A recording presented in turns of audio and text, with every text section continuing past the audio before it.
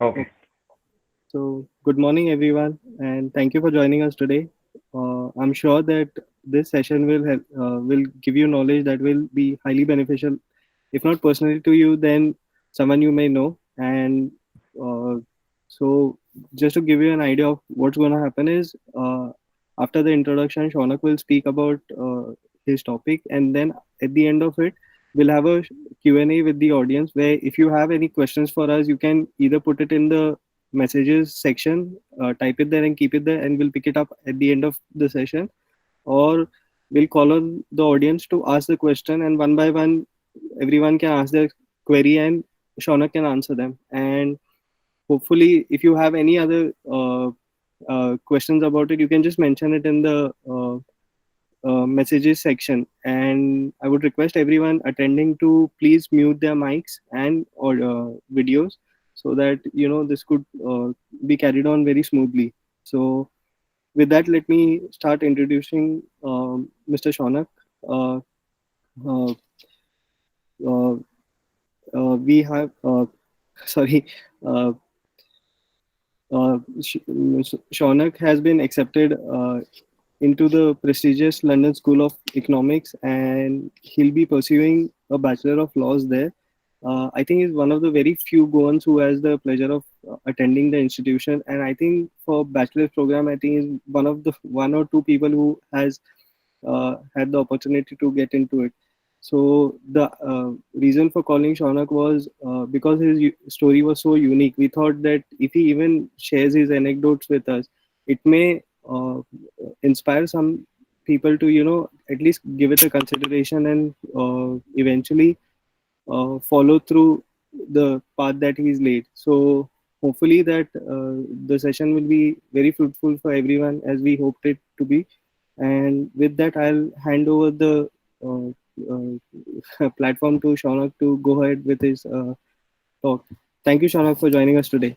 Yeah. Welcome to everybody. Sagrang Mogar Yokar.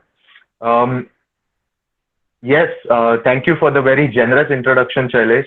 Um, yeah, I am going to pursue the Bachelor of Laws degree at the London School of Economics.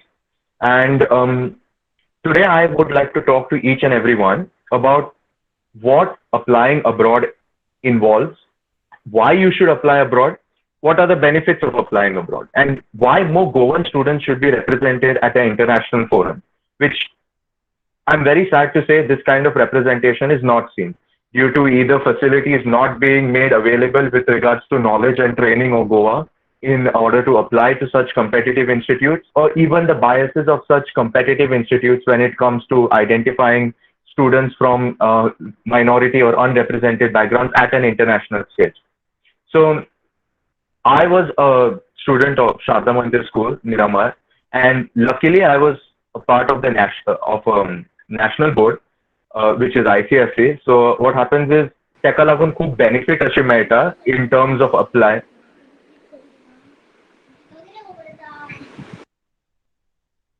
Yeah, in terms of applying अशी मातशी tentative benefit मेळटा, but even comparatively we are disadvantaged in comparison to international board or IGCSE students, because at an international level there is a strong preference for students from international boards of education at an undergraduate level. That is the main reason why applying for undergraduate courses becomes so intensive or almost undoable. At a master's level, it's a little bit of a different story. So because of the university structure and UGC this of Commission of India and other such modalities in place, it becomes relatively easier when it comes to procedural elements for somebody to apply abroad at a master's level. So when you're applying abroad at a master's level, I think you should not really focus on the why you should apply abroad. For each person, the reason why you apply abroad differs very drastically. It can be mainly because you want to seek employment. It can be because you want to research an area which is very nuanced, an area which, say, there is specialization in that subject at a particular university abroad. Or maybe it's just a prestige factor and you want, a good name to the degree you're holding. I think you should focus on when you should apply abroad. And that is important. The when is mainly when the course being provided at a foreign university has a better philosophy of teaching or has a better structure of teaching than what you find here. What I mean by this philosophy is a lot of educational institutes in India are really good. There's no doubt about that. But yet they fail to make a significant impact when it comes to international ranking.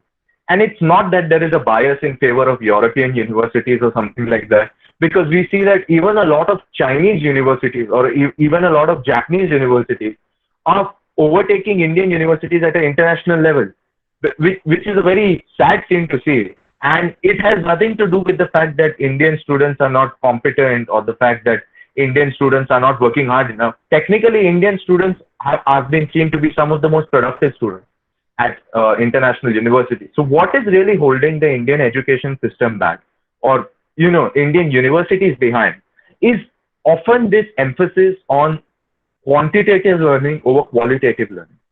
Quantitative learning is where you focus more on the amount you study rather than what field you study and how deeply you study that field. Yes, a lot of change has been seen in the past decade or so, and the new education policy is a welcome direction in that step. But the failure to identify one, suitable candidates for a course, secondly, to provide them with an intrinsic overview of what they are doing, providing them guidance at every stage. Thirdly, specialization. These issues are something that restricts the productive factor of secondary education or post graduation in India from time to time. Why is this different abroad? One thing is the procedure of selection of candidates. The manner in which candidates are selected at an international forum is completely different to the way they are selected in an Indian forum. India, we often rely heavily on percentage. We focus mainly on percentage and standardized tests. Percentage and these are the end all be all of whether you get admission or not. If you pass that cutoff, then you're in. If you don't pass that cutoff, you're not in. At foreign universities, it's not really like this. They are more of a component of your application rather than the primary basis of your application. So coming to the procedure of how exactly you apply and what are the main components at both the undergraduate level and at the postgraduate level, there are a few things that are quite common to both applications. One is your academic transcripts. Academic transcripts are basically your educational performance, or जितले marks तुका पडल्या आजपर्यंत, right from 12वी to even your first year, second year. They सगळे aggregate करून they form a data sheet, and that data sheet becomes the basis of your application. So there are 2 points at which you can apply. You can apply either prior to completing your degree over here, when you're in the final year of your degree, or you can complete your degree and apply for the next cycle.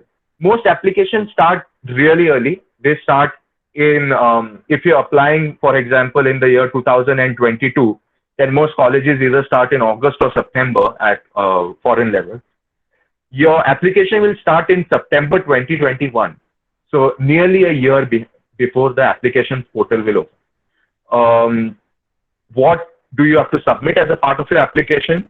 I think academic transcripts are one of the main things. Nothing can beat good academics. If you're applying for a second undergraduate degree, which you can do. So if you complete, say, a Bachelor of Arts over here, and it's in a field like political science or sociology, and you want to study a second undergraduate degree, which is in a bit more of a niche subject, then you can apply for the second, or you can apply for even an MA or an MPhil or whatever degree. MAs or MPhils usually are 1 or 2 years. Second undergraduate degrees depend. If it's a senior status, it's 2 years. If it's a normal degree, it's 3 years.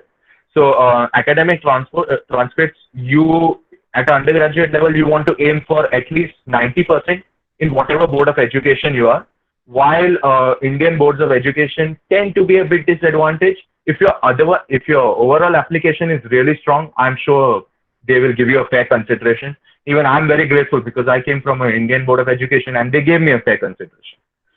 So yeah, academic transcripts. Second thing is your personal statement.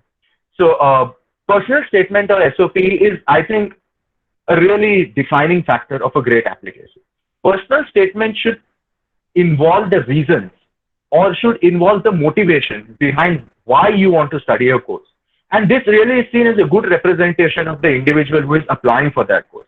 In the personal statement, you talk about what you learned from your curriculum and how it impacted your thought process.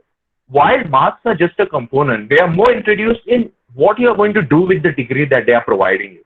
Or why should you research a particular area? What is your motivation? What really drives that passion in you? That is what they are interested in knowing. So you have to really make this evident in your personal statement.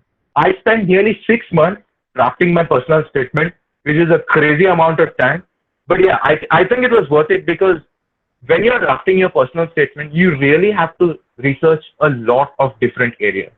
You talk about a particular subject, then you're not just interested, you're not just required to name drop things. Okay, I completed this course, I read this book, or I found this topic interesting. It's not a matter of how many experiences or what prestigious experiences you have. It is a matter of what you took away from these experiences. And that's why personal statement is really important. It will, you have to talk about how, let's say you read a book. The book which I stated in my, this was A Theory of Justice by John Rawls. And how did this book impact your thinking about the socio-political structure of your country? Or what was the issue you saw? You saw this problem and you decided to think of a solution, or it troubled you, and how that further motivated you to research about this case or that reading or anything like that. It really depends on a subject to subject basis. So in your personal statement, you really want to talk about your supercurriculars, not extracurriculars. Supercurriculars are things related to your subject, but what you have done outside of your coursework. So extracurriculars would include sports and all other vocational or hobbies you undertake. Supercurriculars would be, let's say, you're a student of engineering. You took part in some sort of project, some sort of robotics competition. You submitted some sort of research dissertation. You wrote a journal paper.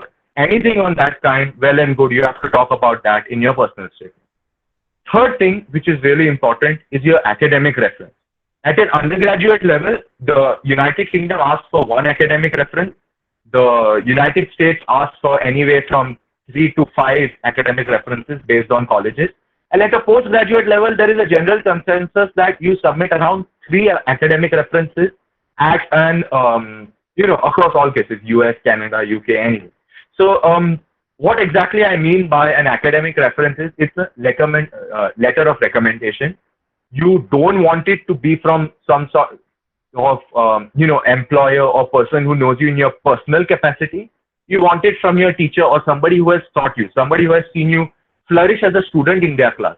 Means who really knows you in and out, the way you function, the methodology you have, your ethos. You want somebody who can really pass a good commentary, what it is on, what it feels like to be teaching you, because these teachers are really interested in what kind of a student you will be.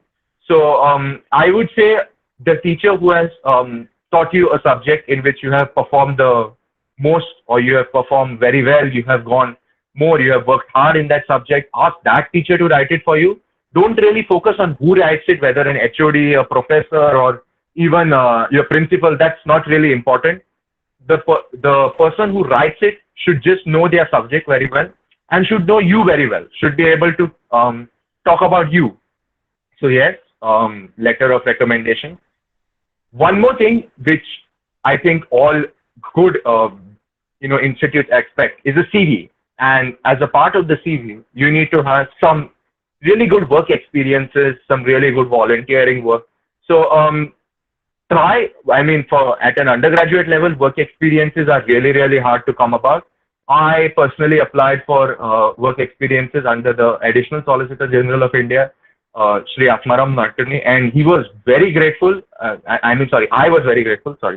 I was very grateful that he took me, because actually he does not take undergraduate students, but I persisted, said, no, you give me a chance. Then he interviewed me, he asked me a few questions, and he was like, okay, since you are a student, I will allow you to sit in my office, but we can't technically allow you to do a lot of work. But the main thing is, it added as a very good experience, and I got quite a good insight into the world of, the legal field that I was choosing. And I found it to be quite productive being involved in drafting, research. It also strengthened my skills, preparing me for what eventually I'll have to do at an undergraduate level in college. So yes, try and get work experiences.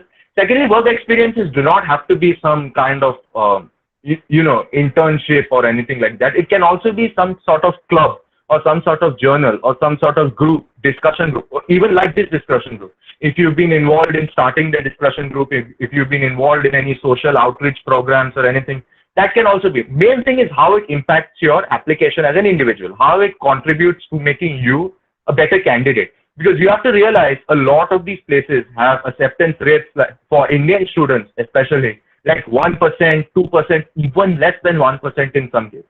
So they will choose one application out of 100 applications. They will choose two applications out of 100 applications. Whereas it's actually a much higher acceptance rate for foreign applications. Why is it so competitive for Indian students? One thing, because this knowledge of how to frame an application is not important. An application, each component has to have some relevance towards the candidate. It has to contribute to you. People, they often focus on, okay, my CV, it's of 4 pages. I have listed so many different experiences. I have gone to A, Z, Y. I am a polymath. They try to promote themselves as some modern day incarnation of Leonardo da Vinci, which is frankly quite unrealistic, and frankly the colleges don't care about it, whether you have done 10 different things. There's this bad media stereotype of, Western kids undertaking so many different activities to make themselves suitable candidates at college. It's not really important. You just have to show how even a single experience you have undertaken. It does not have to be that you have undertaken 20 different experiences, but even a single experience, how it impacted you and what have you done about it. Even if you don't have access to great opportunities, how have you made opportunities for your own self at a very simple level? That is what they want to really see, that drive, that kind of passion, that kind of determination. And then they are more than happy, because even these institutes want to take students who are from, who are very intellectually curious. Then comes a very important process, and that is the interview process. Many colleges have this kind of interview structure, and interviews are notoriously hard. They are mostly panel interviews with 2 people interviewing you. Even I had them for the LSE. And the thing is, they're not really interested in asking you questions about your knowledge. They don't want to know what you have read, how much you know about a particular subject. Because they know any bookworm can read 30 different books and then after, by heart it earlier day and vomit that information out. That can be done by anybody. They are more interested in determining your aptitude. That's why what they do is, whenever they usually, give you some sort of dilemma where there is no correct answer, and they ask you to discuss it with them. Whatever point you make, they will go and break down that point. They will completely decimate your argument. They will take it to the basics, and trust me, it's really intimidating. They totally distinguish that, that command or confidence you have, that facade you're putting up, okay, I know this stuff, everything.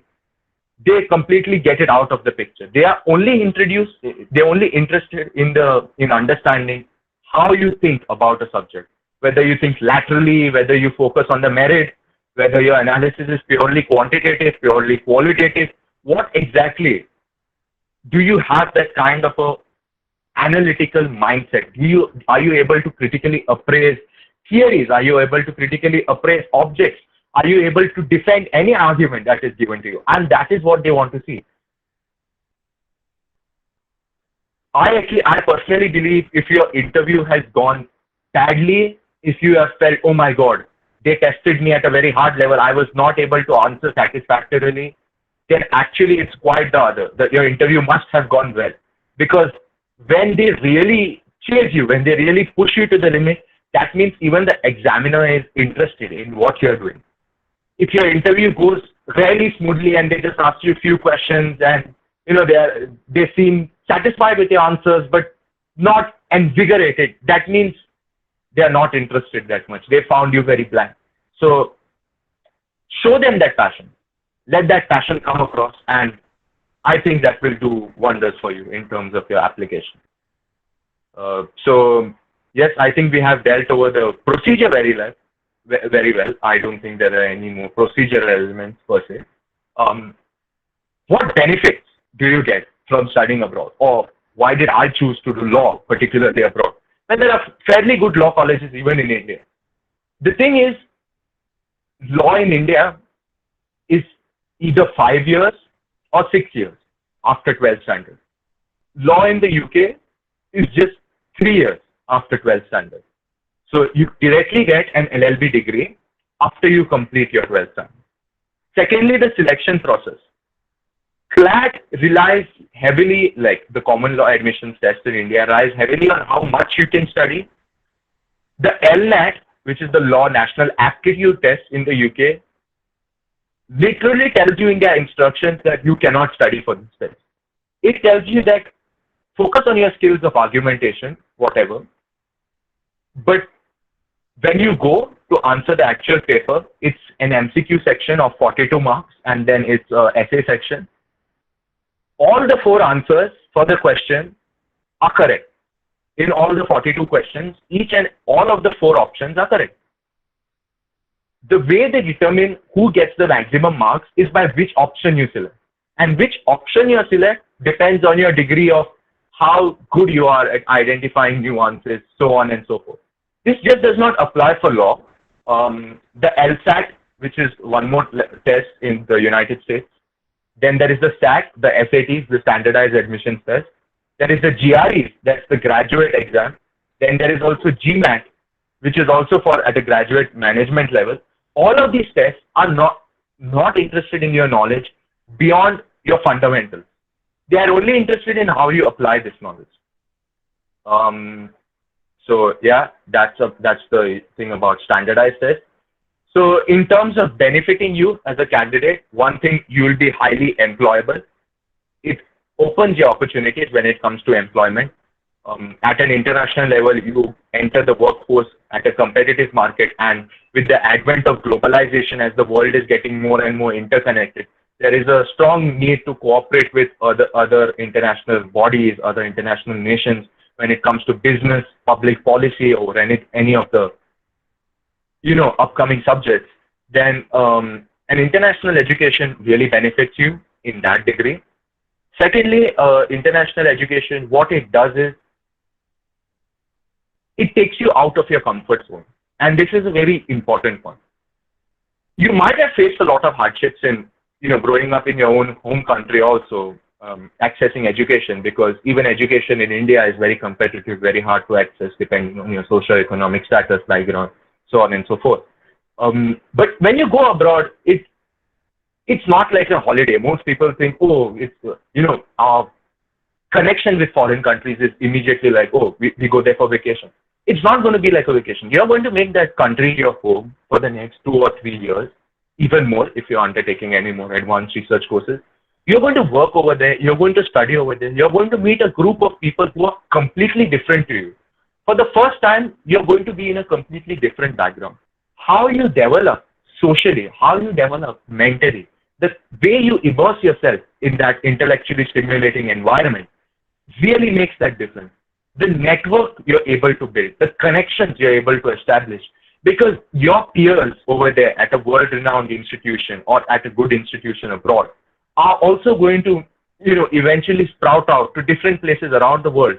And tomorrow, whenever you're undertaking any joint research venture, whenever there is any peer-reviewed journal, whenever you're working on a project, whenever you reach a place of prominence, you have those kind of contacts, you have those kind of people you're able to, associate with, those people you're able to go to for any kind of advice, any kind of, knowledge or specialization in a particular field.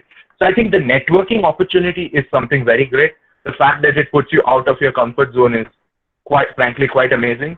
The prestige factor, obviously, it does help you a lot. But I think rather than just focusing purely on the prestige factor, you should also focus on how the university benefits you as an individual. It's not that you will always do well at the topmost university. You have to see how the curriculum structure and how your subject is treated by that particular.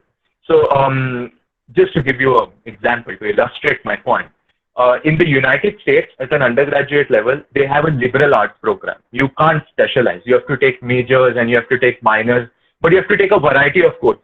You can do a BA in the United States, and you can even be studying physics, which seems completely foreign to a person in India. It seems like, here there is a clear distinction between BA, BSc, and BCom, or Bachelor of Engineering, whatsoever.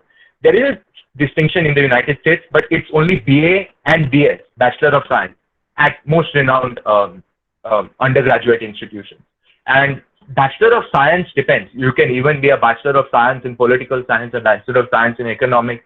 The scope is really different. Whereas in the UK, it's purely specialized. So if you study at, say, University College London, King's College London, University of Cambridge, any of those institutions, you will learn only if you do political science, you will learn only Bachelor of Arts in Political Science. You will not have an opportunity. So that's specialization, whereas liberal arts program, there's a distinction. So while Harvard, Stanford tend to rank better at an international level, if you're already very definite about what you want to research, or if you're already very sure about what you want to do, the kind of country, the kind of course you choose really depends. Certain courses are offered only by certain universities. Now, there is this thing called specialized institutions. Goa University offers almost all courses. There are different collegiate institutions under it. That's not how it is used at many institutions abroad.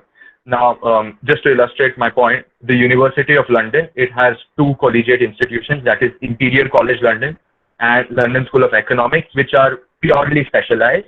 Imperial College London focuses only on physical sciences, whereas LSE focuses only on social sciences. So if you go purely on the basis of rankings, you'll see, at Imperial College London is not the top university in the UK. What is this? But for that particular course, it tends to be very good. So I would say, first, really find out which courses you're interested in, what you are interested in specializing in, then work on the components of your application, get it done really. Keep a track of the timeline. December to Jan is usually when the submission starts. Portal opens in September, October. You have a good amount of time. Work on your application in advance. For your academic references, really build connections with your teachers. Be that inquisitive student who goes the extra mile to talk with them, to discuss your ideas. Even if you're wrong about your ideas, even if you're not sure, just because you're taking that initiative, your teachers will be interested in guiding you. Your teachers will be interested in helping you out. Your teachers will be interested in discussing topics with you. So yes, now comes a very important point. And it's a point that many people struggle from, and that is finances. So while everything seems, very amazing, it's land of opportunity, there is a great deal of financial strain that studying abroad involves. At an undergraduate level, it's really hard for you to come by any scholarships. You can get from some colleges do offer financial aid. You can apply for it. Even I have applied for it. Many undergraduate colleges do it institutionally. There are a lot of private organizations who also do it. Government of India or Government of Goa do not provide any kind of scholarship or bursary at an undergraduate level. Luckily for you all, I think most of you all must be at a master's level. So at a master's level, there are quite a few bursaries and scholarships, and most of them are purely meritocratic, just as is the admissions procedure abroad. In the sense, there's no reservation for anybody. I mean, there might be few government scholarships, but many of the institutions that run bilateral ties, like the British Council, runs many scholarships under it, like the Shivling Scholarship, the Rhodes Scholarship. Then there is the JRD Tata Fellowship. Most of these scholarships cover your entire tuition cost and your entire living cost and your travel cost. There are partial scholarships too. You can go ahead and apply for them. The scholarship deadline tends to be in December.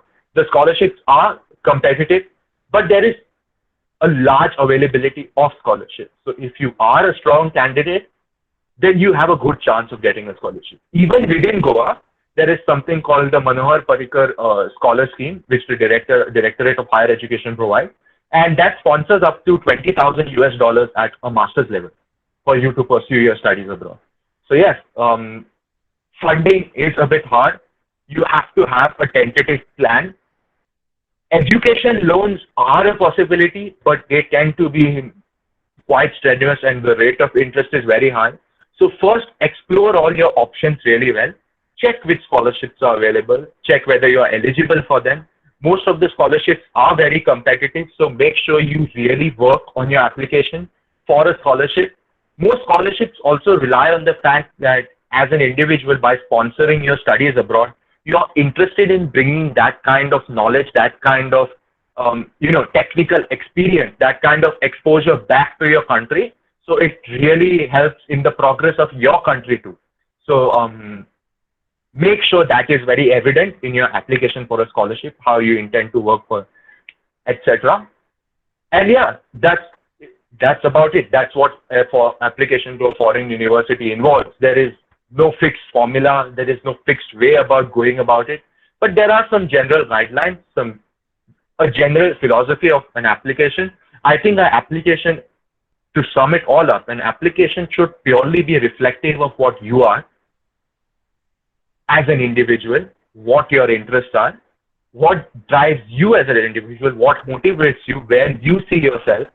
That should come across in an application. Whether you come from a university or an institution which does not have that kind of international repute, whether your college is nationally that or your school is not very famous, that's not really a very proactive member of that institution. If you are at the top of your class at the top university in India, or if you are at the top of your class at any other lower tier university or mid tier university also, you stand the same competitive chance, because it shows that really you have worked hard. Maybe it was just access to opportunity that prevented you at an early stage. Most of these colleges are very holistic. There are several levels of evaluation, and to any of y'all who are interested in applying, good luck.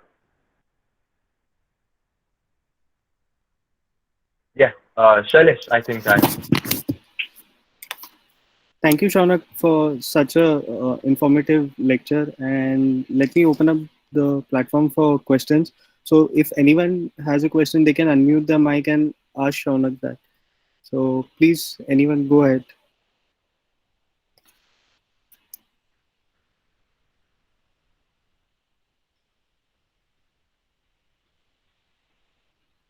Okay, this is a good question. How to choose the right institution internationally? I'd say there's many levels to it. First, identify why you want to study abroad, what you want to study abroad exactly.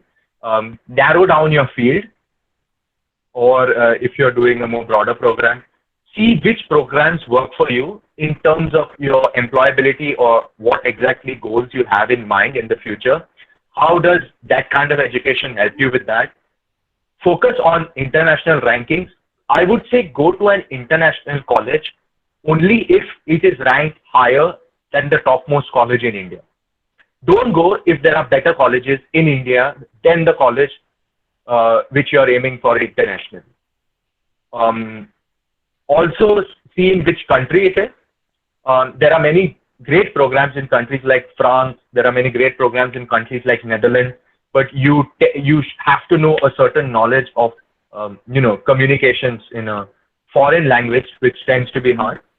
Also choose the cost factor is also very important. So, for example, if the institution in the United States is ranked second, and you have to pay nearly $100,000, and you're not getting that much of financial aid, whereas an institution in the UK is ranked, say, fifth or sixth, and it's just maybe 30,000 US dollars, and you're getting nearly 10,000 to 20,000 in financial aid. Choose that, because let me tell you, when it comes to top 10 rankings, those one or two differences in numbers don't really make that much of a difference. See how that education is going to benefit you. See how the community of the college is. See how that college has contributed to the field you're interested in. And I think you should be fine. Each person finds a different fit. It's not like the most reputed college works for everybody. Research about that. in terms of how it's going to benefit your personal profile. That's the most important factor when it comes to choosing a college. Uh, if anyone else has a question, they may go ahead.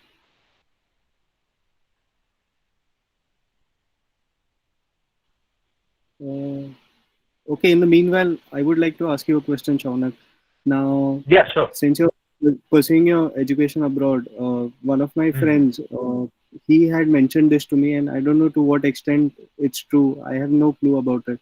But he had said Mm-hmm. that uh, he wouldn't want to work. He wouldn't want to study abroad and then come and work in India because the amount of money you're investing in your education abroad, and for you Mm-hmm. to earn the remuneration to make up for the amount you've spent is Mm-hmm. comparatively low in India. So his recommendation was, if you're studying abroad, you should choose to work abroad rather than come back to India. And there was another example also where one of my acquaintances went abroad, did a master's, spent almost 12 lakh rupees, and then came back Mm-hmm. to India and started working. And she thought probably spending that much amount of money wasn't such a good idea because her remuneration here was, comparatively on a lower side. So, what would you have to say about that? Mm-hmm. Okay. So when it comes to pursuing your masters abroad, if you're getting financial aid, then I think this issue does not arise altogether. But this comes when you're putting money out of your own pocket, when you're taking a loan on this. And I think personally for me, I want to come back and work in India, mainly because I find the Indian judicial system quite intriguing. That has been the first thing that interested me in a subject like law. It's Indian political discourse, Indian social issues. I should write about in the Herald also about this. It's that which really first motivated me to pursue law. Another reason I really chose LSE as an institution was because Dr. Babasaheb Ambedkar, he studied over there.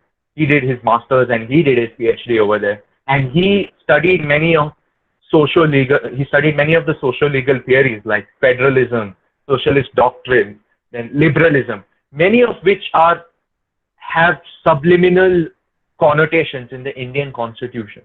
And the fact that many great Indian alumni who have been the founding fathers of the country have been part of this institution was the reason I chose that. And the fact that you can come back and make it like, okay, talking about coming to that point per se, initially you will earn far, far less than what you will earn abroad over here. Just to illustrate for me itself, if I complete my LLB and then I undertake a job in the UK, the average starting salary for a law firm is £100,000 a year, which is nearly 1 crore rupees. And that sounds crazy good. 1 crore rupees, who doesn't want to earn 1 crore rupees a year? But I will earn something like on a higher side, maybe 10 lakh rupees in India. So why is it that you choose India? I'll explain this. You can work abroad. There's no doubt. I think it's each one's personal choice. If you want to work abroad, sometimes there are very great opportunities. If you want to work in the IT industry, let's say if you're an engineering student, you do your MBA in the United States. You want to make it large in the Silicon Valley corporates or anything like that. You're free to do so in the law firms or the financial firms of Wall Street. Go ahead. But let me remind you that you will always be a more competitive applicant in India. There are going to be thousands of people with with your master's qualification, or if you've studied undergrad abroad, with your undergraduate qualification at a foreign level. If you really want to make it to the top, one thing, there is always the issue of citizenship. Getting citizenship is not very easy in these top countries. United States takes quite a long period of time to get citizenship. UK takes a quite long period of time to get citizenship. Um, Secondly, even if you get citizenship at an international level, you will always at some level remain an outsider. You will not get that sense of comfort, that sense of, you know, feeling of oneness or sense of community that you tend to get from your own home nation. Each to his own, but this is my personal opinion. When it comes to earning money, you will earn less here, but you will also be a far more qualified candidate over here. To illustrate this example, let's say somebody who does their MBA at the Wharton School of Business in the United States. Every year, there are a few thousand Americans who graduate from Wharton and go on to work in the United States, where the population is 300 million. Every year, there are less than 20 Indians who graduate from Wharton and come to work in India, where the population is, and I mean, sorry, most of them don't even come to work in India. Maybe 5 or 10 of them come back to India, where the population in India is nearly touching 1.4 billion now. So when it comes to opportunity, it's harder at an earlier level, but once you start reaching a top level, once you start reaching a higher level, you will always be more qualified. You will have a greater command over the knowledge you are taking, and you are bound to succeed, even in India. If you work hard, especially since this is a very important point. India is a developing country. 20 years from now, when we reach our 40s, when we reach our 50s, or 30s, whoever, depending on your age, India will be reaching the peak, the zenith of its development. Foreign countries have already to a large extent been concentrated when it comes to development, whether it is the US or whether it is the UK. Their jobs market is crowded. In India, a developing country, a growing country, there is a demand for expertise. There is a demand for, highly qualified, highly brilliant individuals to be a part of this progress, which really pushes this country into the big leagues, into eventually attaining that status as a superpower. So you might have to struggle in your initial days, but let me remind you, the end goal will be far greater in your own country than what it will be abroad. You can argue to the contrary to this. There are many other contrary examples also. I'll state that side too. Many people like Sundar Pichai, Satya Nadella, these names are thrown about quite often, have made it very large as CEOs abroad. Yes, you can make it large abroad. Yes, you can make it large in India. The choice is up to you, what you value, whether it's you want financial stability at an early age, you want to recuperate the money very soon, or you want that expertise, that kind of knowledge. It's purely an individual choice. Thank you, Shaunak, for such a great answer. I think you've illustrated your points well. So moving on to the next question. Yeah, it's raised by Deepak Pai. If you apply for a loan, are there any tax benefits which will offset EMI interest? So the usual EMI, rate of interest is something like 8.5%, I think, for an education loan, which is very, very high. I think, I mean, with regards to tax benefits under educational expenditure, something, I think there is some sort of concession. But not that I know. I mean, it depends, one thing, on your range of income, then afterwards, the kind of loan you're qualified for. Secondly, you have to also levy a certain product as security. Then different banks have different moratoriums. Some banks provide you a moratorium of just say 6 months after your graduation. Some banks provide you a moratorium even up to 1.5 years after your graduation. I would say try and take a loan from some sort of cooperative bank or some like Saraswat Bank or national or even national banks. They tend to have decent rates of interest. Private banks tend to be a bit more exhaustive. While their procedure is much more simpler, the rates of interest tend to be a bit higher. I don't think there is any evident tax benefit per se, but maybe under expenditure something also. I mean, frankly telling me, that's a very financial matter, and I'm not really well versed on the nitty-gritties of finances. But yeah, you will get some sort of rebate, I think. Educational expenditure counts as when it comes to your income. And, yeah, fine. Okay. Are there any questions anyone wants to ask Shaunak directly, or we can just take a question that has been mentioned in the messaging room? Yeah, please feel free to unmute and go ahead. Absolutely. Yes. No problem.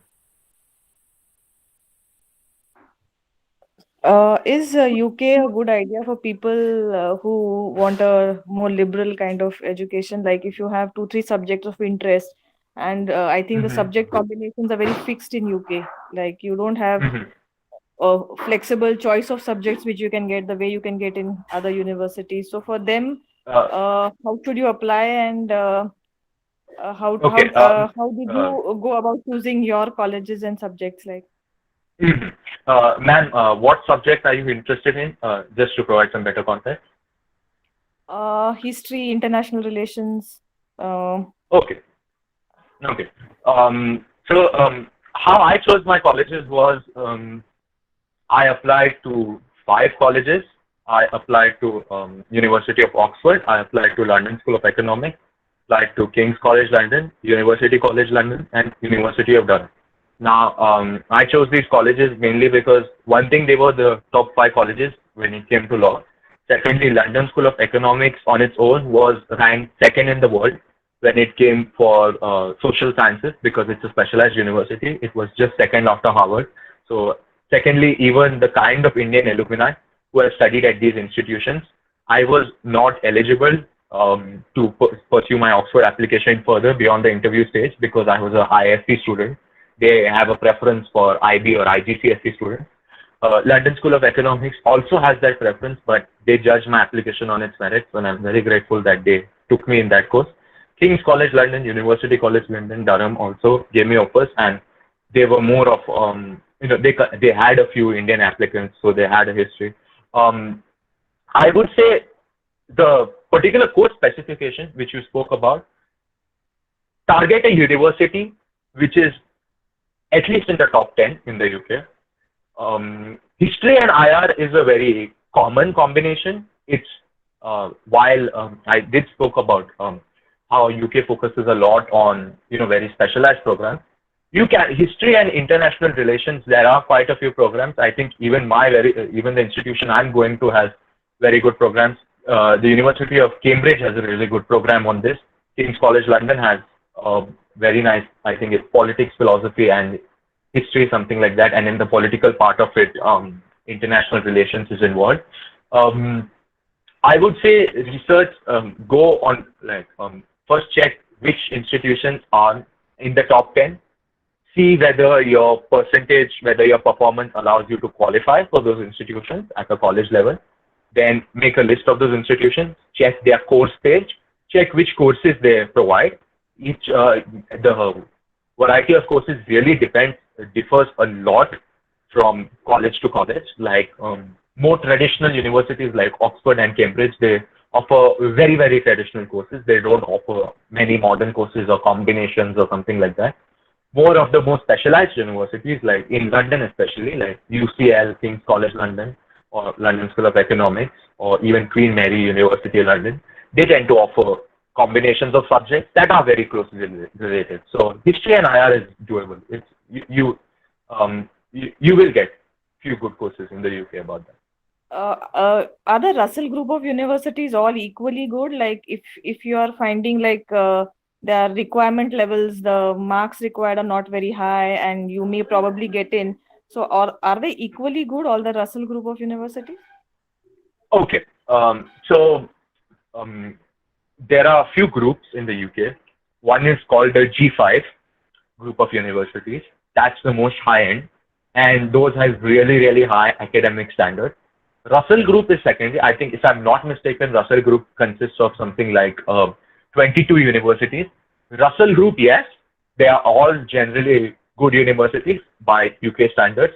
They are very good universities. But within the Russell Group, you are very much correct over there. There tends to be a strong differentiation of which universities are at the very top of the Russell Group and which universities are not the very best. So universities of Manchester, universities of Bristol, these tend to be very good under Russell Group. They have a very good reputation. Other universities, not necessarily based on entry requirements and all, it differs a bit based on competitiveness.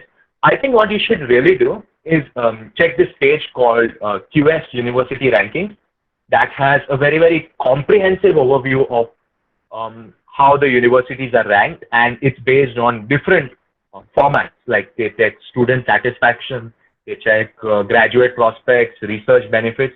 You should check which universities are preferably in the top 10 over there, because top 2, top 3, top 5 tend to be very, very competitive, and they always receive a flood of applications.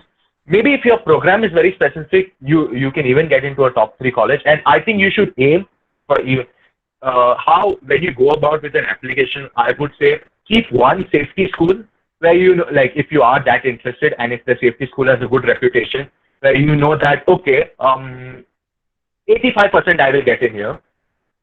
Keep 2 universities that are a bit hard, where you're like, okay, I think I will, maybe I might or might not get in here. It seems a bit competitive, 50-50.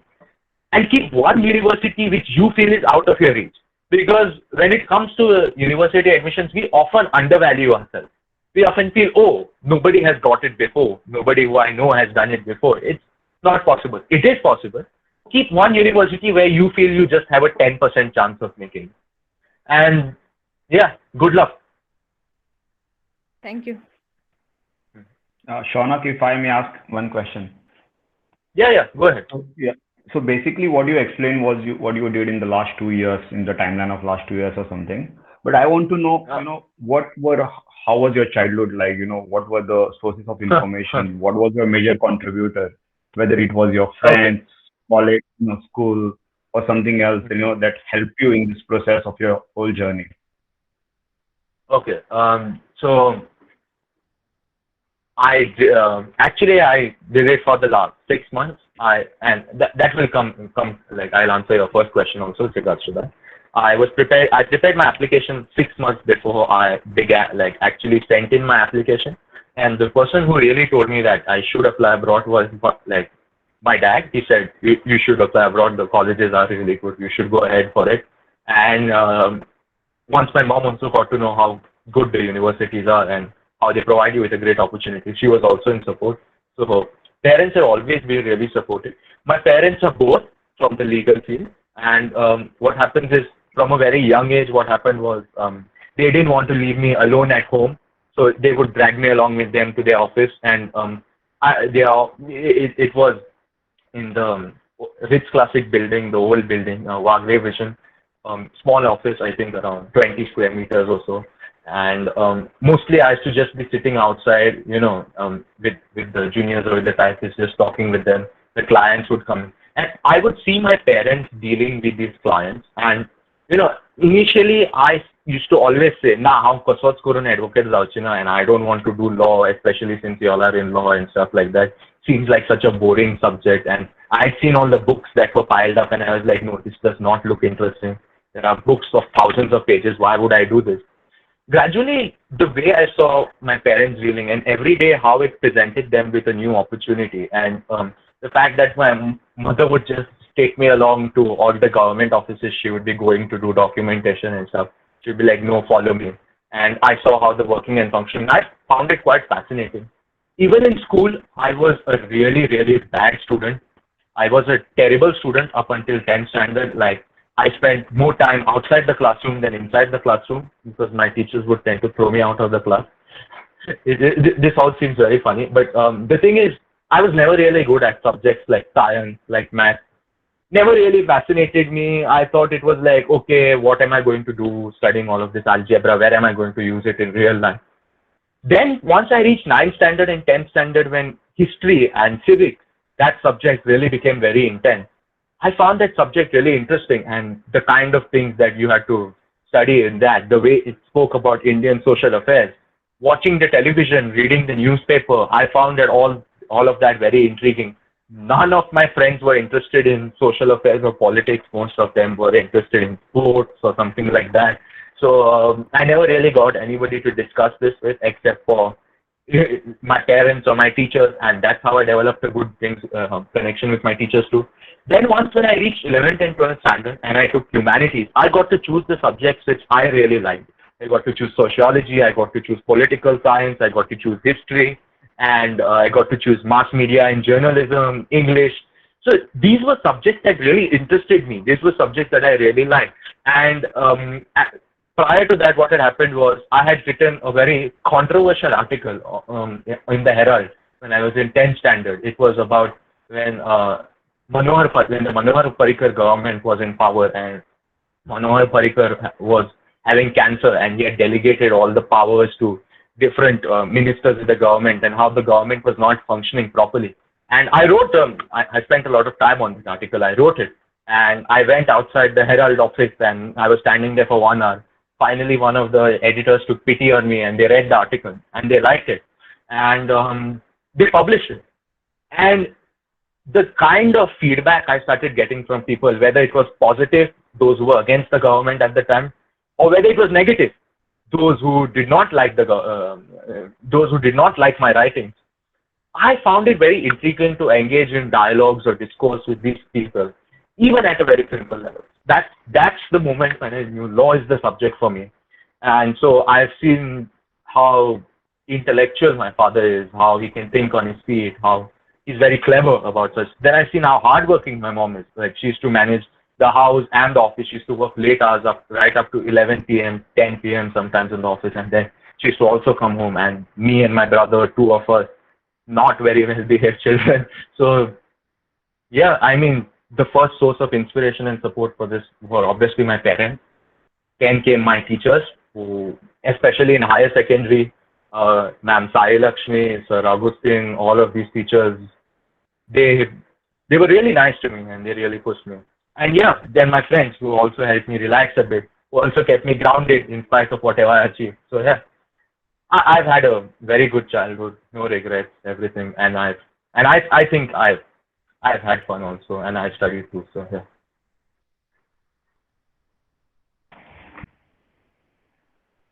Shaunak, I think Shailesh of some network issues. He is in his native town, in Okay, Maharashtra.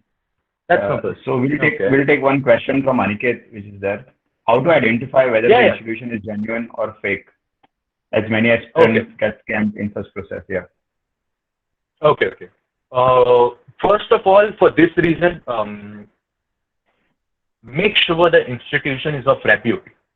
Okay. By repute, I mean make sure there have been significant, just pure rankings, prestige, not that.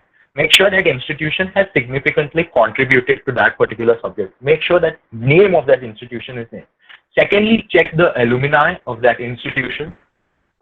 If they have some sort of prominent alumni, mostly it's very unlikely that there will be any discrepancies with regards to its origin. Secondly, there are accreditations provided by governments. So the UK has a system of accreditation. The United States has a system of accreditation. Most of the recognized universities in the United States can be applied through the Common App at an undergraduate level, and at the postgraduate level also. You can always, if you have found a university you think it's right for you, but it's not that well known, you can always message the Directorate of Education through email, or get in contact with the immigrations department of that respective country. Secondly, no college will ask you to pay any money apart from the application fee upfront.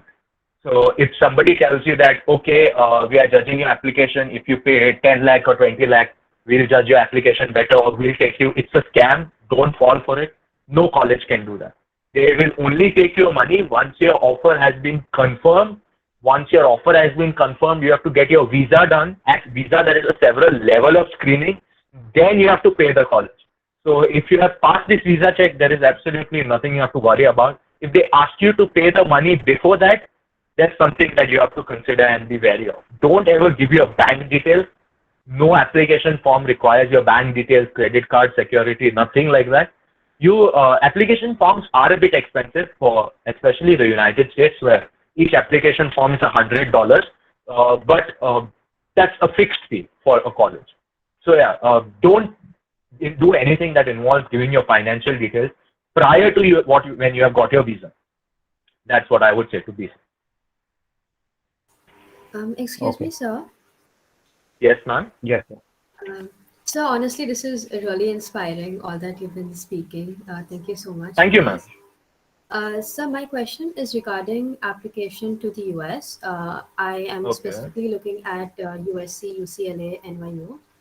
And Okay. so I do know that the IB schools do have like a plus level of of getting into these universities. Mm-hmm. So as a Mm-hmm. CBSE undergrad applicant, so what are the Mm-hmm. tips you can give to improve our application, our acceptance rate? Okay. So yeah, CBSE, right? I would say if you have a good record in 9th standard, 10th standard, 11th and 12th, where you have consistently been about 85% up to 12th standard, then good enough. Um, and secondly, sorry to ask you this, but have you graduated or are you of the batch of I'm 22 actually or 21? currently in my 12th standard, so I will actually be applying in August of this month. The application start Okay, so, August, right, of this month, right, of this yeah. year. So you'll be applying on your predicted grade in that case. If you are applying on the basis of your predicted grades, I would say make sure you are at least predicted, because the universities you said are really, really prominent. UCLA, NYU, very competitive to get in. Make sure you at least are about 90%, 95% preferably. If you're predicted that high, you stand a competitive chance as anybody else. Secondly, I would also say focus on your SAT. You must be giving the SAT, right? So the SATs are optional this year. So is it compulsory? Okay, I would say preferably, even if they are optional, try and give the SATs, because what happens is, when they have some sort of standardized test to go on the basis of, it's better for them to compare you with other candidates. Now, the thing is, they do have a strong preference for IB and IGCSE, as I said. If your SAT performance is, say, I think if it's on 1600 and if it's above 1450, you have a really good chance of getting into these colleges. And even with other disadvantages, this will add as a plus point. So my estimation is, if you feel you're disadvantaged in any way, try and work hard on a component that will give you an advantage. While SATs are not required, if submitted, they will be a factor of your consideration. And if your performance in the SATs is particularly good, that will obviously benefit your application. Secondly, get really, really good academic references. Ask your teachers to be really comprehensive about this. What I did in person was I just had to submit one academic reference for the UK.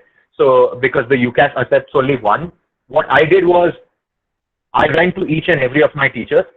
I asked them, write the best points about me, what you like about me, how it's been to teach me. Take those points, take one of your own sheet, write about all your achievements in the subjects and all your extracurriculars, whatever, and give all of those sheets to your principal or your head of school and ask them to compile that and form a very precise, crisp, and a letter of recommendation that really advocates you as a candidate and as a student. And that will help you a lot. So you can, if your academic grades are good, that's great. If your letter of recommendation, you can work on it, you can talk with your teachers, that's great. Try and give the SATs, even if they're optional. I would highly recommend that, because that really gives you an upper edge. And secondly, make sure, I think each college has a different applications form, whatever sometimes they ask you questions like, I remember this, I was going through the applications form for Columbia. They asked you, what do you see yourself doing here? Why Columbia? Make sure you answer those questions in a, very bright way, in a very individual to your case. You don't need to cite everything around you. You don't need to show, okay, I've done this, that. They are not interested in some sort of superhuman. They just want somebody who is a good candidate, who's a dedicated candidate. And that will give you an upper edge. I mean, work on your application, hope for the best. Yes, sir. I mean, So good luck. also, do I need to give like just one letter of recommendation which has all of my teachers saying on it? Or it's separate? No. So for the United States, that differs. So you can, I think some colleges ask for 2, some ask for 3. You can submit anything from, if UK accepted only 1, they did not accept more. That was a restriction. US accepts more, where you can give, if the, I think you should aim for at least getting 3 letters properly. Try and get 3 letters from your teachers. That should suffice. Even if they ask for 4 or 5 is the maximum limit, 3 tends to be enough. Yes, sir. So also Yeah. many also going for internships and stuff is always a better option when Right. applying. So, Hmm. so does that decrease my opportunity of getting in if I Uh, haven't uh, done any internship? ma'am, what major are you interested in? Actually, I'm interested in a creative writing major, in a literature Okay. major. Okay. So is it better if I work under Hmm.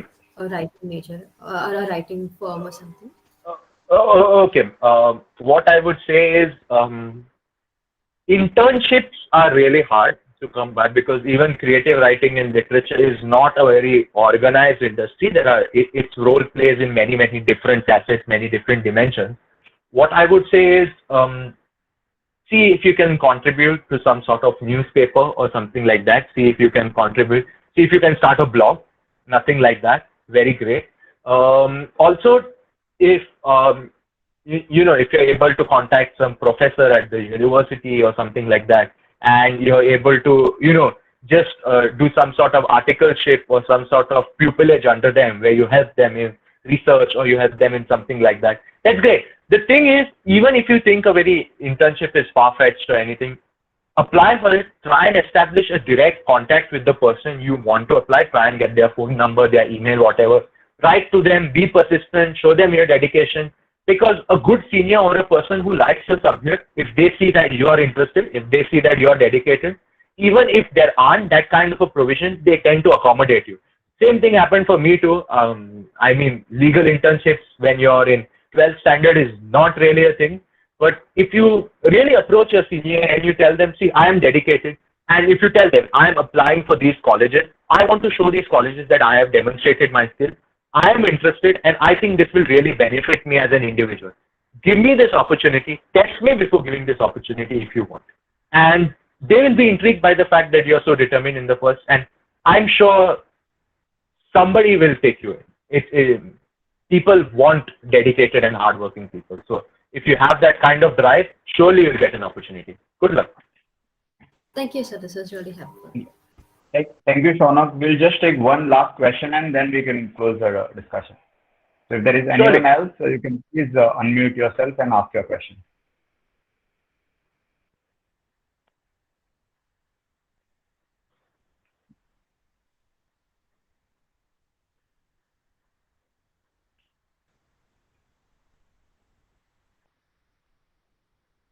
Uh, okay, I see no questions. But Shaunak, I will just ask you one very basic question. You already spoke about Okay. teachers, parents, and all, but I will still go ahead and ask that, what will be your, important advice for parents as well as teachers?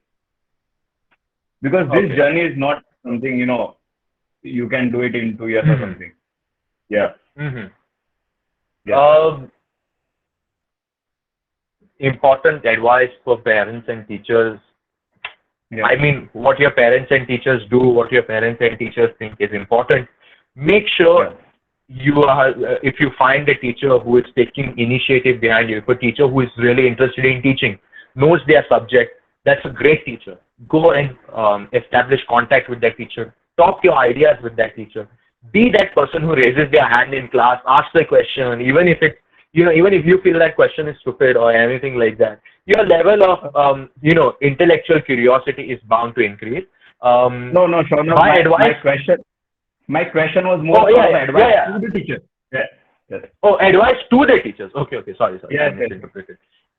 Advice to the teachers is, I would say, educate your students on the opportunities that are abroad. Educate them as to why it will benefit them. Be a source of guidance. I mean, you yourself, try and read up about what are the opportunities, for education, for advanced education, whether it's in this country, whether it's in a foreign nation, anything like that. Make sure you know what the process is. Also, when your student approaches you for a letter of recommendation, do not give that standardized letter of recommendation. I know this person, he is a competent person, he is a good student, etc., etc. Give a letter. Be comfortable giving a letter of recommendation only if you know the student well. Otherwise, don't give the letter of recommendation. Let the student approach somebody else. Once you know the student well, you will be able to comment on specific things he has done in your class, like a question he asked, a debate, a discussion he had, the kind of project work you saw from him. Talk about how it has been, what you have felt teaching that student. Whenever your student is confused or anything, I mean, even teachers have a very hectic schedule, and this is an added responsibility. I have the utmost respect for teachers. Whenever anyone approaches you, try and put them on the right guidance, or like try and give them the right philosophy as to what an application should be. For this, I mean, most of our teachers are highly qualified, highly educated. You know your subject in and out. You know what you expect from a good candidate. Try and imbibe these values in the student through methods of, through your, however you deem fit, whether you can advise your student this is the path you should take. As for parents, my concern is applying abroad can seem like quite a financially strenuous task for you.